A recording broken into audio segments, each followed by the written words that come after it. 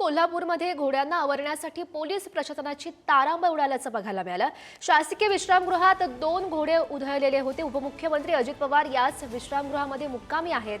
त्या दरम्यानच हा प्रकार घडल्याची माहिती समोर येते आहे। कोल्हापूरमध्ये घोड्यांना आवरण्यासाठी ही पोलीस प्रशासनाची तारांबळ उडाली। त्या दरम्यानची आपण ही दृश्यही बघू शकतोय। शासकीय विश्रामगृहात 2 घोडे उधळलेले होते आणि याच खरं तर विश्रामगृहामध्ये उपमुख्यमंत्री अजित पवार यांचा मुक्काम आहे। हे 2 घोडे उधळलेले होते। त्या दरम्यानची आपण ही दृश्य तो व्हिडिओ सुद्धा आपल्या समोर येतोय आणि याच विश्रामगृहामध्ये अजित पवार यांचा मुक्काम आहे। कोल्हापूरमध्ये ही घटना घडली आहे। घोड्यांना आवरण्यासाठी पोलीस प्रशासनाची तारांबळ उडाल्याचं बघायला मिळत आहे आणि या संदर्भात अधिकची माहिती जाणून घेऊयात। आमचे प्रतिनिधी शेखर पाटील सध्या आपल्या सोबत आहेत। शेखर,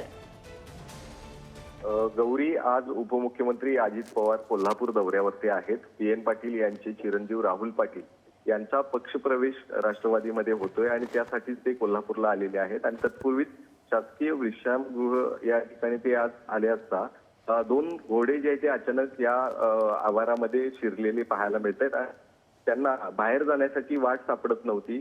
त्यावेळी अचानक आलेल्या या घोड्यांमुळे चांगलाच गोंधळ जो आहे तो या ठिकाणी पाहायला मिळाला। प्रशासकीय लोक त्या ठिकाणी होती, त्यांनी या घोड्यांना त्या ठिकाणाहून बाजूला केलेलं आहे। मात्र काही वेळासाठी आलेल्या या घोड्यांमुळे चांगलाच गोंधळ जो आहे तो या परिसरामध्ये पाहायला मिळाला। गौरी, नक्कीच शेखर, धन्यवाद दिलेल्या या सविस्तर माहितीसाठी।